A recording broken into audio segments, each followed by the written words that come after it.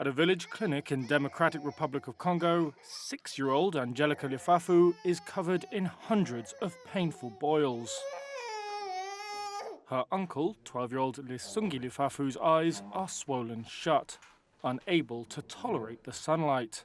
They have monkeypox, a disease first detected in Congo 50 years ago.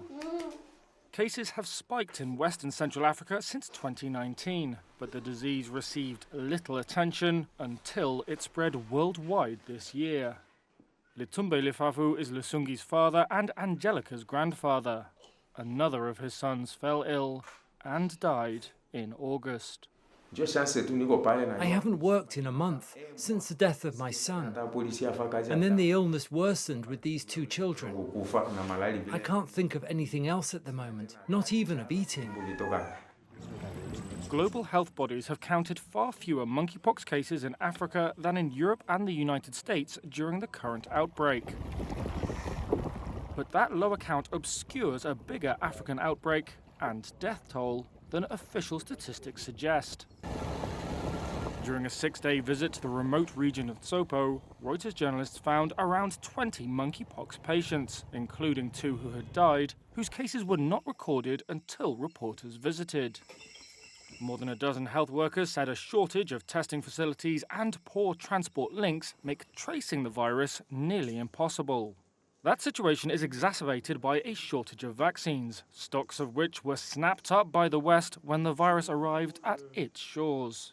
Both Angelica and Lusungi do not have access to vaccines or antiviral drugs. In Yalolia, where the children are being cared for, local health official Teo Pistamboloko questions why Europe, with fewer deaths and slower infection rates, would be at the front of the queue for immunization. Our concern is that if there is a vaccine, we should be the ones getting it. If there is a treatment, a protocol, it is us who should receive it. Because we are on the front lines, we are the first responders to this disease. They can't just keep it there. In the West, only 10 people have died of monkeypox this year, figures from the US Centers for Disease Control and Prevention show. In Africa, according to Africa CDC data, it's more than 130.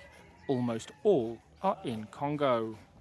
The Africa CDC has acknowledged that its data does not capture the full extent of the continent's outbreak.